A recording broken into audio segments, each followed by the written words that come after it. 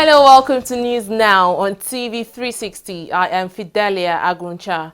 The Nigerian Air Force has continued its daily bombing of Boko Haram camps in the country's northeast region. The airstrikes, which were conducted as part of the new Operation Ruwan Wuta 2, was targeted at terrorist gathering at several Boko Haram camps in Borno State.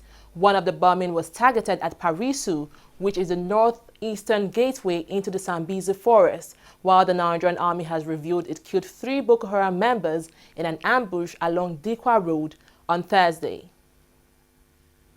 The Islamic State has claimed responsibility for an ambush on the Nigerian military which led to the death of 8 soldiers. The incident, which happened at Sasanwa village in Yobe State, northeast Nigeria, was confirmed by military officials. RS militants has now claimed responsibility for the ambush.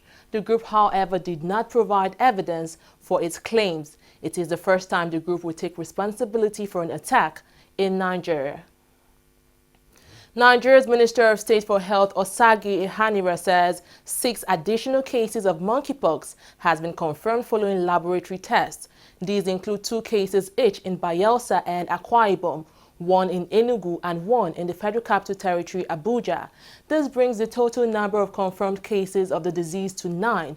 Ihanira said as of October 2015, a total of 94 suspected cases have been reported from 11 states, which are Akwa Ibom, Bayelsa, Cross River, Delta, Ekiti, Enugu, Imo, Lagos, Nasarawa, Niger, and Rivers State, and the Federal Capital Territory, Abuja. He noted investigations are ongoing to see if any of the new cases has a link with the Bayelsa cluster where the outbreak started.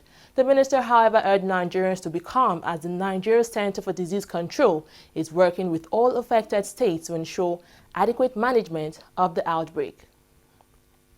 A federal high court in Lagos has fixed November 11 to rule on the fresh criminal charges brought against suspected kidnapper Chukwudumeme Onwamadike, also known as Evans. The fresh 7-count charge brought against him by the Lagos state government are for offenses related to conspiracy, attempted kidnap, attempted murder, and murder. However, Evans, who is also facing charges for murder, armed robbery, kidnapping, among other crimes at the Lagos High Court in a separate case, is asking the courts to quash the new charges. The International Police Interpol has issued a fresh warrant for the arrest of embattled civil servant Abdul Rashid Maina. This is according to the Senior Special Advisor to the President on Media and Publicity, Garba Shehu. Shehu said the Interpol has also put Maina on their wanted list for his rearrest. Maina is also on the wanted list of the Economic and Financial Crimes Commission, EFCC, for his role in the pension fraud scheme amounting to more than 100 billion naira. A non-governmental organization, Greater Nigeria Pastors, on Friday held a conference to address some of the challenges facing the nation. Convener of the conference, Yomi Kasali, said the event is focused at providing an opportunity for Nigerians to rub minds and propose solutions to resolve national issues. We're assembled here as ecclesia, the church, indeed, because of our passion for this nation. We at BMG and NCAL, in consonance with PFN, truly believe in the great destiny of this nation. What the church should be doing differently is our concern today. Vice President Yemi Osinbajo, who was a guest speaker at the event themed Towards a Better Nigeria, spoke on various national issues with corruption at the center table. It is clear that we have the energy, we have the resources, we have everything, and that we can make this happen, and we will make it happen. Aside from that, we've set aside the largest amount of money yet in the history of the country for social investment. That social investment scheme currently employs 200,000 unemployed graduates and will by next year employ another 300,000 unemployed graduates. A school feeding program that today feeds over 3 million Nigerian children in public schools, and we're set to triple that figure by the end of next year. We are working daily on the whole farm-to-table value chain. And that is to say that the next industrial explosion will come from agribusiness. We are providing the environment for small business, Major problem, of course, of small business is finance, low interest rates.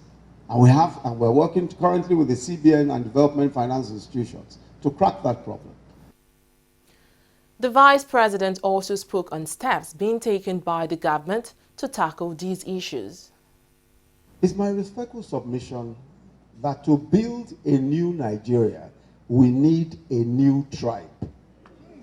A tribe of men and women of all faiths, tribes and ethnicities committed to a country run on the highest values of integrity, hard work, justice, and love of country. A tribe of men and women who are prepared to make the sacrifices and self-constraints that are crucial to building a strong society, who are prepared to stick together, to fight corruption side by side, to insist on justice even where our own friends are at the receiving end. A tribe consisting of professionals, religious leaders, and all others who believe that this new Nigeria is possible. Nigeria's greatest battle is one to bring integrity and accountability to public service and the private sector. The African Union Commission is condemning the high level of corruption in the continent. Speaking at a press briefing in Abuja, the deputy chairperson of the commission, Thomas Kwate, said corruption is the key reason why Africa remains underdeveloped. He is asking for a joint anti-corruption stance to eradicate the menace. The report on illicit financial flows in Africa, prepared by President Thabo Mbeki, demonstrates that the problem of multinational companies siphoning African resources through massive corruption contributes to our poverty in the midst of plenty. This takes place through tax avoidance, lack of transparency and accountability, transfer pricing, and many other ways. As a result, Africa loses on an annual basis an average of $50 billion. These funds could be used to drive socio-economic development and structural transformation in Africa. We'll also be able to address major problems of unemployment, inequality, poverty, and underdevelopment. Meanwhile, Nigeria President Muhammadu Buhari has been praised for his own anti-corruption stance. The president, who was elected in 2015, has made the fight against corruption one of his administration's key priorities. In recognition of this effort, the Nigerian leader has been chosen to spearhead the African Union Commission anti-corruption campaign. The summit unanimously endorsed the President of the Federal Republic of Nigeria, His Excellency President Muhammadu Buhari, to champion the theme of the 30th Summit of the Union in recognition of his fight against corruption in Nigeria. The trust and confidence reposed in President Buhari was evidently inspired by his administration's commitment to frontally tackle corruption in Nigeria and globally. The successes achieved in this endeavor thus far, with the result-oriented policies put in place, have been remarkable, all geared towards building a sustainable, prosperous, and peaceful continent. Economic hardship, a lack of security, and ethnic strife are some of the problems facing Nigeria after more than 2 years of President Muhammadu Buhari's rule. At a town hall meeting in the capital, Abuja, a group of civil society activists and academics have gathered to assess the administration's performance to date. They expressed their views on the performance of the president and preferred solution to some of the problems facing the country. Buhari's personality or his body language in terms of recruitment, appointments. He is being accused of being nepotic. This issue should also be looked at. Finally, also, there is the point about the sluggishness of the speaking in addressing policies and implementation of such policies. There are several boards of parastatals at the moment that have no boards. They have not been constituted. We continue to talk about politics, but this interest, this renewed passion is not accompanied by any form of trust or faith in the system itself. And I think that it's important that we acknowledge that there is actually something explosive about this, where you are actually witnessing a passion in terms of politics, but it's not accompanied by faith or trust in elected representative or in politics itself and the system. This government came into power on the heels of an exceptional manifesto that painted a believable picture in a new Nigeria. Many Nigerians bought into that vision. The Buhari meeting offers the country an opportunity to monitor the efforts of government to be true to these promises. Governance and democracy do not end on election day. What happens after election day is much more important. This forum provides an opportunity for us to be part of the democratic conversation. President Muhammadu Buhari is expected to meet with members of the National Assembly on Tuesday, October 31. The postponement follows a failed meeting on Thursday after a security mix-up. At the planned meeting, President Buhari is expected to present details of the 2017 budget to the legislature. The Federal Executive Council on Thursday approved the 2018 budget draft earmarked at 8.6 trillion naira.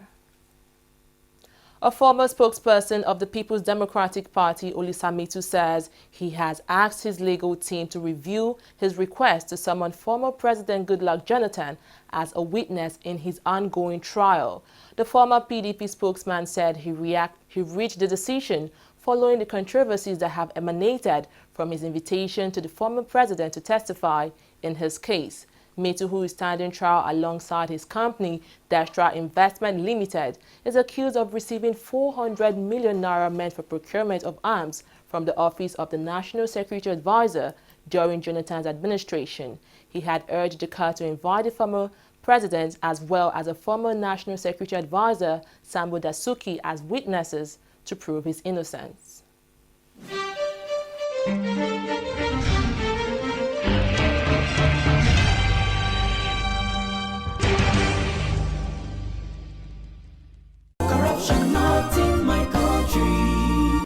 That was a very good business. Yeah. The furniture you brought was very perfect. But that's how we roll. Let me do you receipts. Yeah. How much was it again? 1 million naira. Okay, write 2.5.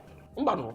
The deal was for 1 million naira now. Okay, write 3 million. I'll give you 500. Oh no! I just do business like that now. Yeah. In that case, give me back my check. Let me go and look for someone that understand business. Take. Your loss. But it is only for incorruptible customers. What are you talking? Now get out. What kind of this? You will just die in No, the door. You will die. That is the door. Now get out from here. Rubbish. Look, my people, make una only add money for original invoice price. That's not corruption. Say no, not in my country. Corruption not in my country.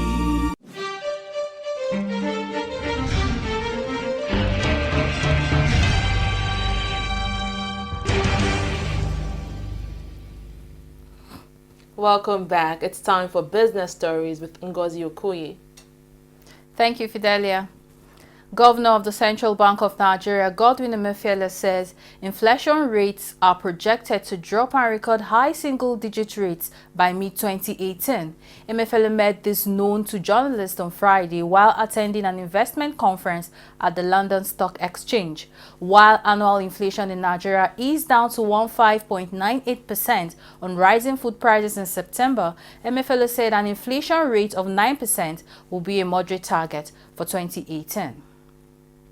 Group Managing Director of the Nigerian National Petroleum Corporation (NNPC), May Kantibaru, says the oil firm is set to begin oil exploration activities in Nasarawa State, North central Nigeria. Barrow disclosed this during a visit to the governor of the state, Umaru Tanko Almakura. The GMD said the visit was in fulfillment of the presidential mandate to resume all exploration activities in some of the nation's island basin, including Chad Basin and Benue Trough. He also assured that NNPC would do everything in its power to carry out its operation peacefully in the state with much respect to the environment. And still on oil, international oil prices fell on Friday after Brent recovered to just below $60 a barrel. Brent crude fell 38 cents to $58.92, while U.S. light crude oil was down 28 cents at $52.36 per barrel. Meanwhile, oil prices have been hovering near their highest level for this year amid recent signs of tightening market, talk of an extension of production cuts, and tensions in Iraq. Friday's announcement of ceasefire between Iraq forces and the Peshmerga from the country's autonomous northern Kurdish region eased some tensions. The Nigeria Stock Exchange yet again saw a downturn in today's trading session. The composite oil share index depreciated by 0.15% to close at 36,462.26 basis points. Even though it was negative close for the NSE, the market bred positive as the number of gainers exceeded that of losers by a ratio of 30 to 22. Among the top gainers were Nestle, Guaranty Trust Bank, BOC Gases PLC, the UACN Property Development Company Limited. The losers table had Total, Nigeria Breweries, International Breweries, and Fort Oil, among others. And on the most traded equities in terms of volume, the financial sector dominated, having First Bank of Nigeria Holdings, First City Monument Bank, Diamond, and Fidelity Banks leading. 250.893 million shares valued at 3.008 billion dealt in 3,968. And that's it on business. We will return with more stories after the break.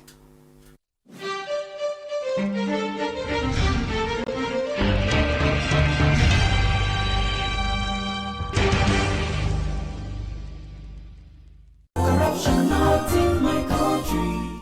Give him his shoes somewhere here, his phone and everything. Don't do like that again. No. Thank you. So, bye-bye. Hey, Oga, where do you think you are going? Oh, you never shake body. Eh? You never shake body. Shake body, see? Huh? You never shake body. Eh? You never shake body. I don't get combo for my body. You go take for here. Sit down there. How come, man? What's this man still doing here? They say I do shake body. I shake body, I shake body. They say I do this. And I say I don't get color. You are asking for money. Sorry, ma'am. Asking for money to bail a suspect is an act of corruption. Both of you will be punished. Corruption is not allowed within the force. Remember, police is your friend. Giving and taking bribe is wrong. Corruption, not in my country. Stop corruption now. Corruption not in my country.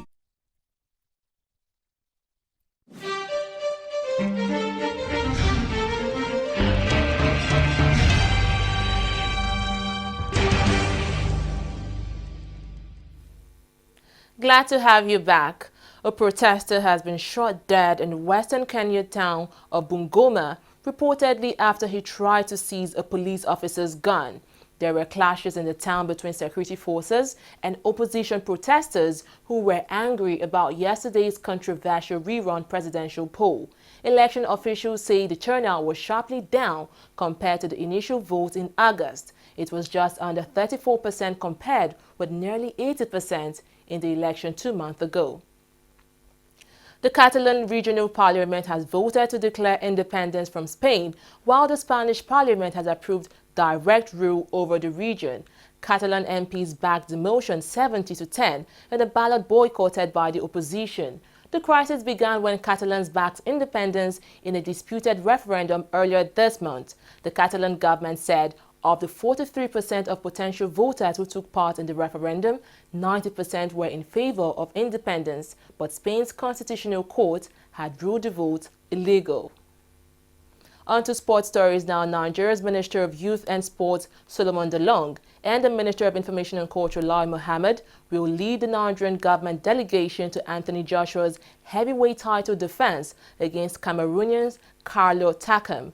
Ogun State Governor Ibikunle Amosun will also be on the Nigerian delegation to Welsh capital Cardiff. The unified IBF and WBA challenge will take place at the Principality Stadium on Saturday. Takam emerged as a lead challenger following the withdrawal of Kubrat Pulev owing to injury. Tottenham Hotspur have been dealt a huge blow ahead of its critical game against Manchester United after striker Harry Kane was ruled out. Kane is currently nursing a hamstring injury picked in the game against Liverpool and will not be available for the Old Trafford trip. The forward has had a splendid year, scoring 45 goals in 40 games in 2017. Summer signing Fernando Llorente is expected to replace the forward in the match on Sunday. World Football Governing Body FIFA has approved an increase to the prize money of its premier competition, the World Cup. The body's council approved an increase in the prize money for the 2018 World Cup to a total amount of $400 million. This represents a 12% increase from the $358 million awarded at the 2014 edition. The World Cup is FIFA's biggest competition, involving countries from all the continents in the world. The current defending champions are Germany, while the 2018 edition will be hosted in Russia. Well, that's all on news now. Thanks for watching. I am Fidelia Aguncha.